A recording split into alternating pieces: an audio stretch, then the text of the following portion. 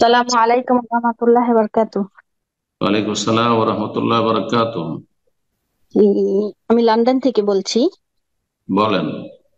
জি, আমার তিনটা ছেলে একটা মেয়ে। বড় ছেলে এবার আলিমি শেষ করছে ও। আর আল্লাহ মেজো ছেলে বলতেন, আল্লাহ মেজো ভালো করুন। মেজো ছেলে আলিমি পড়তেছে, ওর বয়স 12।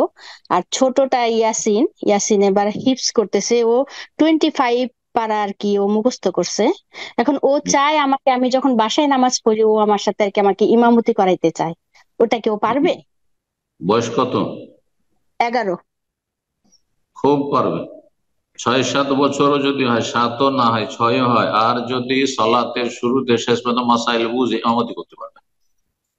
তবে 3-4 বছরের বাচ্চা পারবে না, মুমাইয়াজ নাই। মুমাইয়াজ বাচ্চা কমপক্ষে 5 বছর আল্লামারা বলেছেন।